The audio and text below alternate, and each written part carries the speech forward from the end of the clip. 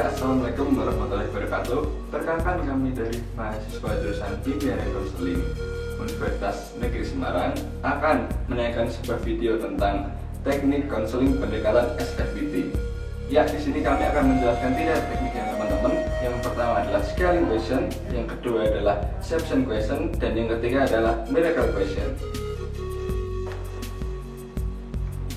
Ya, yang pertama scaling question.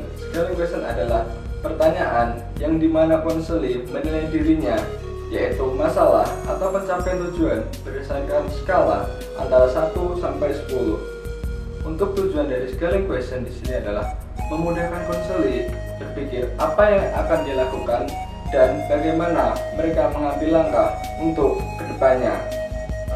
Ya, yang kedua teman-teman adalah exception question. Exception question adalah pertanyaan di mana saat-saat konseli bebas dari masalah.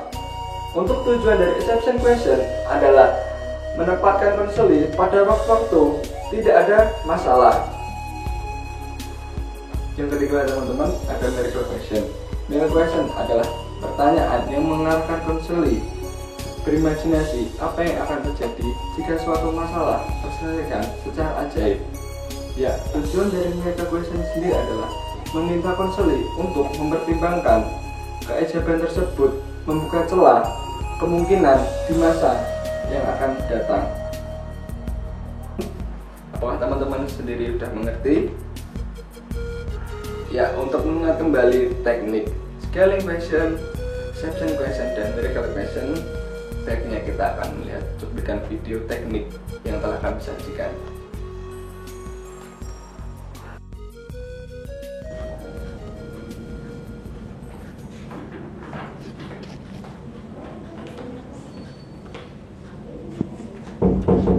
Assalamualaikum Bu. Waalaikumsalam. Iya, silahkan masuk Mas. Ya, Mau duduk di sebelah mana? sini aja Bu. Oh iya, silahkan duduk. Nah, wah, tumben sekali ini. Lama tidak terlihat. Bagaimana kabarnya Mas Budi? Alhamdulillah baik Bu. Alhamdulillah. Kesibukannya apa sekarang? Aduh Bu, sekarang tugas saya begitu banyak Bu. Kadang tiap hari yang ngerjain tugas. Selain itu ya saya sekarang menyalurkan hobi saya Bu, naik gunung. Oh, jadi Mas Budi hobinya mendaki gunung toh? Ya Bu, sekarang sukanya itu sekarang. Bagus sekali. Oh iya, barusan mata kuliahnya siapa? Barusan mata kuliahnya Bu Citra Bu. Oh, Bu Citra. Oh, asik sekali dong. Asik banget Bu. Saya juga kan sukanya sama pelajaran bahasa Inggris Bu. Ya, baiklah. Dari pembicaraan kita mengenai kesibukannya Mas Budi barusan, apakah ada hal-hal yang bisa kita bicarakan bersama? Sebenarnya sih ada Bu, cuma kalau saya menceritakan itu butuh waktu yang banyak Bu. Tidak apa-apa.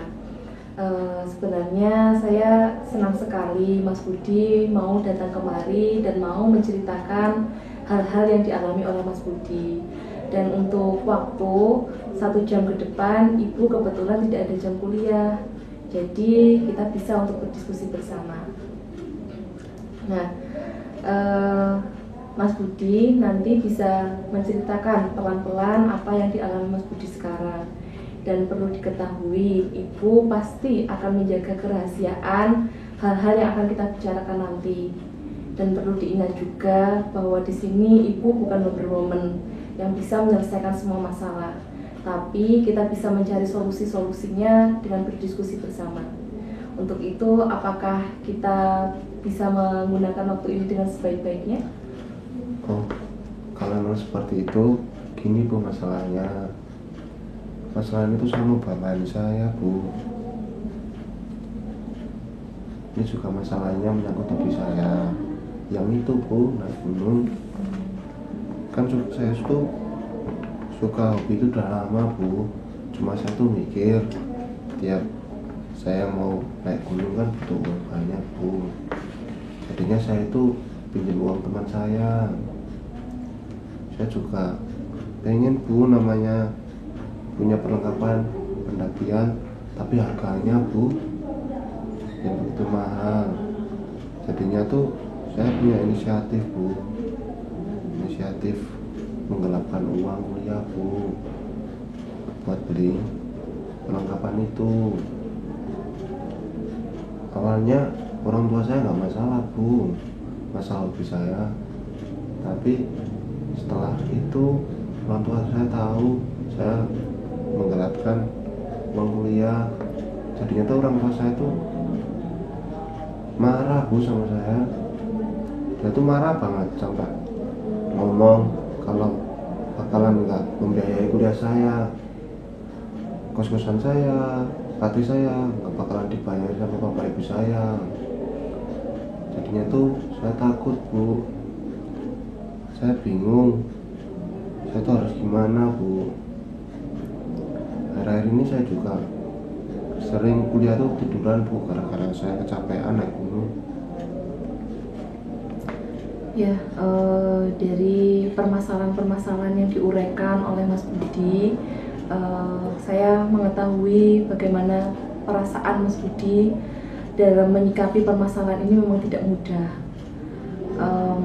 Namun setidaknya sebelum pembicaraan kita lebih mendalam, di sini Ibu menangkap ada 3 permasalahan yang dialami Mas Budi, yaitu pertama, hobi Mas Budi tidak mendapatkan dukungan dari kedua orang tua.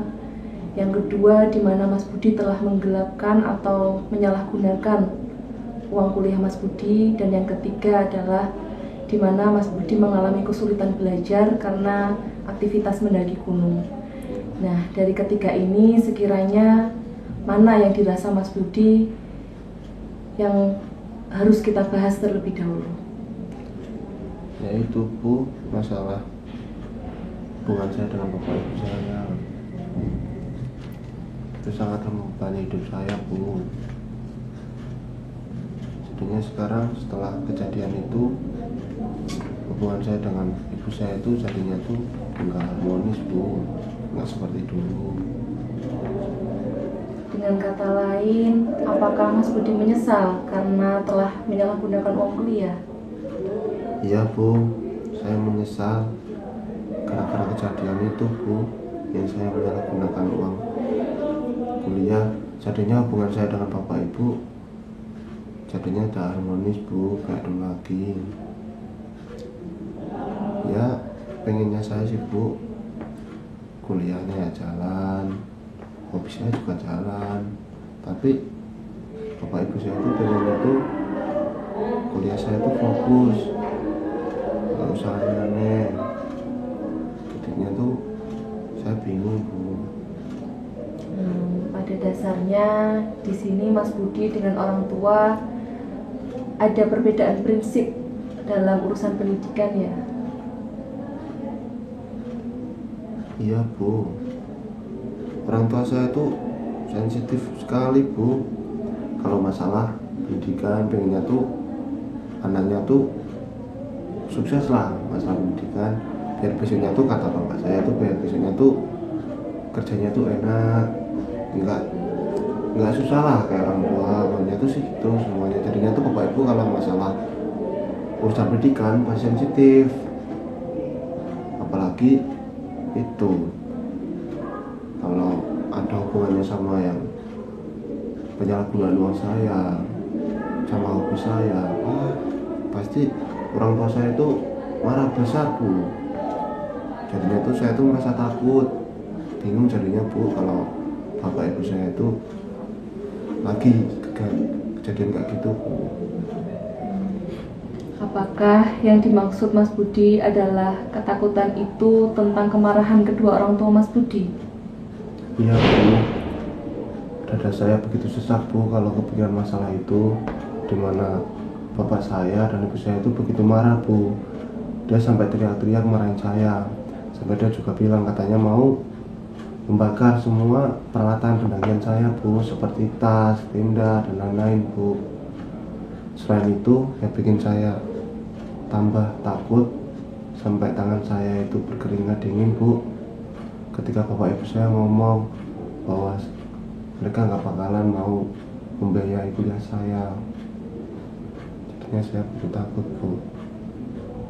Ya, baiklah, jika memang demikian adanya, sekarang mari Mas Budi memikirkan tentang perasaan takutnya Mas Budi. Dan di sini Ibu memiliki skala 1 sampai dengan 10, di mana skala 10 menunjukkan ketakutan Mas Budi yang teramat besar, di mana seakan-akan Mas Budi menjadi sosok yang kecil.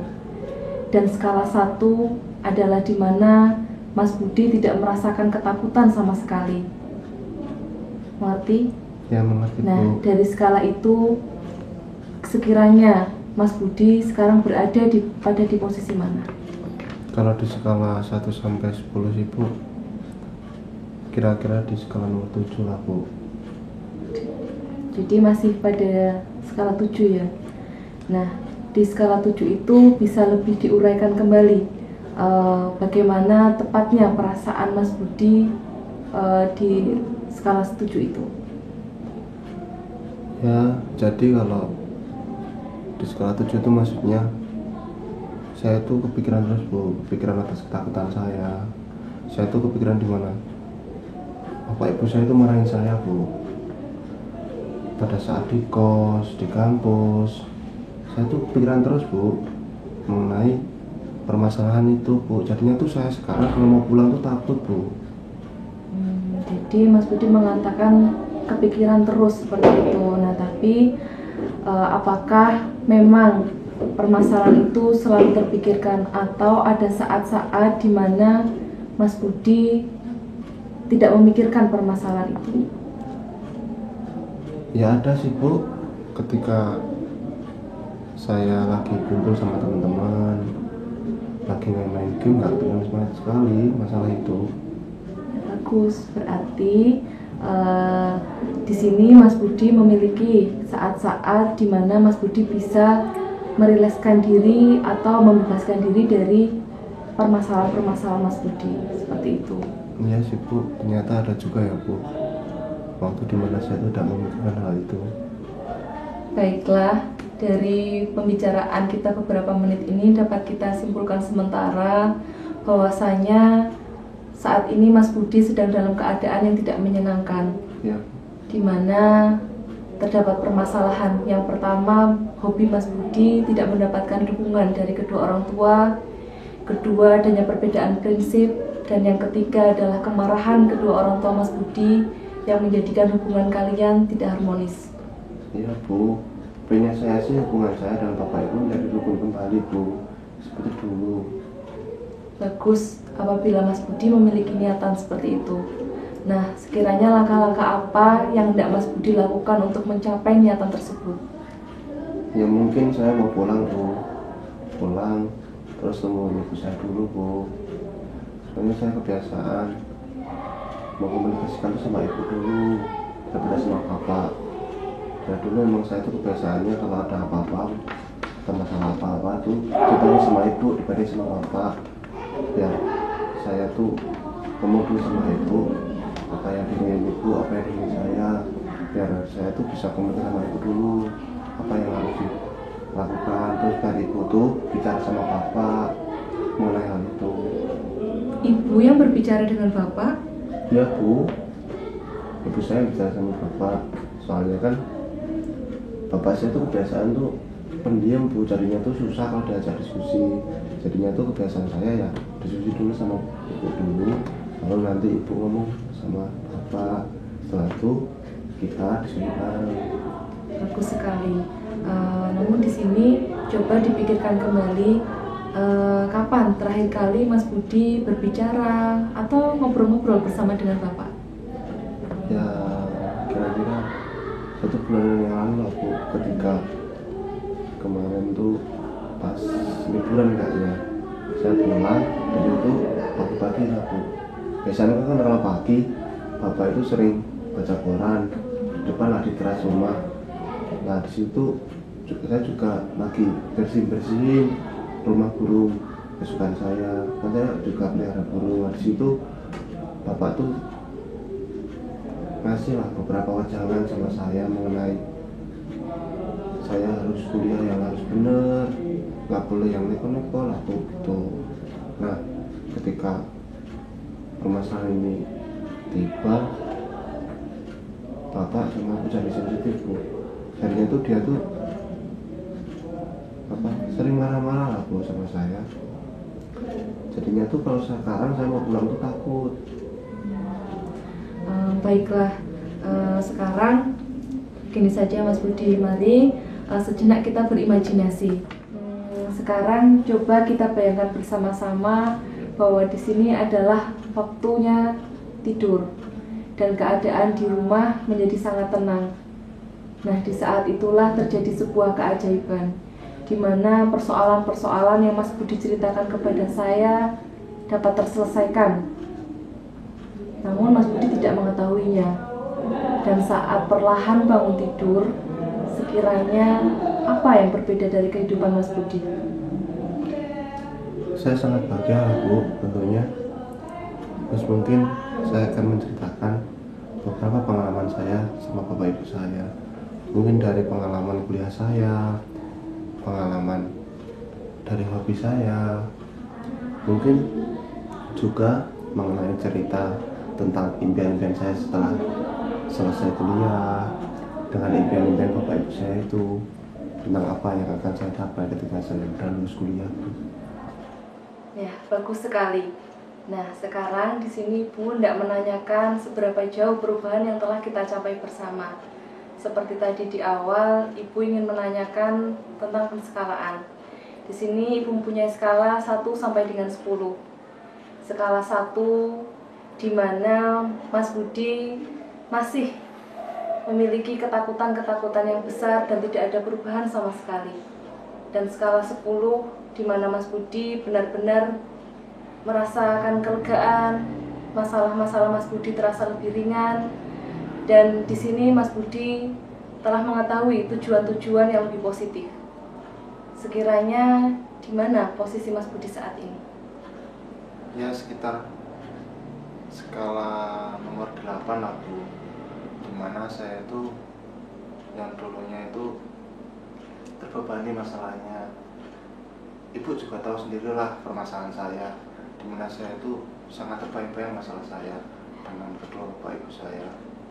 Tapi saya yakin Bu, bahwa permasalahan ini bisa saya laksanakan, itu bakalan selesai lah. Bagus sekali, itu hal yang sangat luar biasa. Nah, di sini Ibu pun juga sebenarnya sangat yakin Mas Budi dapat memunculkan perilaku-perilaku yang dapat menciptakan keharmonisan kembali di dalam keluarga, bukan begitu? Amin Bu, iya Bu. Ya. Nah, sekiranya proses konseling ini sudah hampir usai.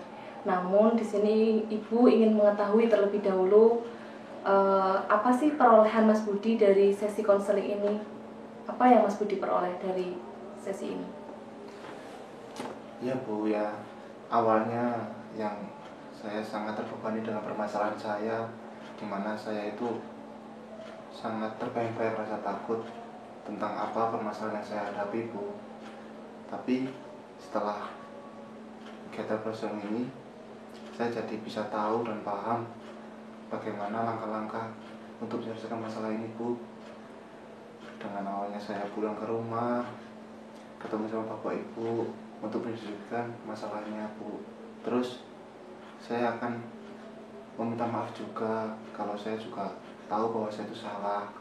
Saat itu saya akan membicarakan apa yang ingin saya katakan, seperti saya akan merubah manajemen diri saya, tentang hobi saya. Dan selain itu saya juga akan mendengarkan juga apa yang diinginkan oleh kedua orang tua saya untuk saya Bu. Saya jadi lega Bu setelah konseling ini. Ya, Ibu sangat senang mendengarnya Mas Budi. Nah, di sini bukan tidak mungkin hubungan kalian akan membaik setelah Mas Budi menyampaikan langkah-langkah apa yang hendak Mas Budi jalani. Seperti Mas Budi ingin pulang ke rumah, meminta maaf kepada orang tua, lebih memanajemen diri, dan mendiskusikan bersama kedua orang tua. Seperti itu, semoga berhasil ya. Nah, waktu 1 jam sudah berlalu. Ibu pikir sesi konseling kita akhiri ya Mas Budi ya. Namun tidak menutup kemungkinan apabila masih ada hal-hal yang perlu diceritakan, yang ingin disampaikan dari Mas Budi kepada Ibu, silahkan jangan sungkan-sungkan untuk datang ke ruangan Ibu. ya, Ya, nanti. Bu. Ya, di sini Ibu ada jam mata kuliah ini mau mengajar. Ibu mau mengajar terlebih dahulu. Ya nggak apa-apa Bu, saya juga nanti 1 jam lagi ada kuliah juga Bu, Oh, iya. MKU di Eva. Oh iya, iya. Semangat terus kuliahnya ya Mas Ya, Puding Bu. ya. Ya. Saya masuk. Iya, ya. Hati-hati. Assalamualaikum Bu. Waalaikumsalam warahmatullahi wabarakatuh.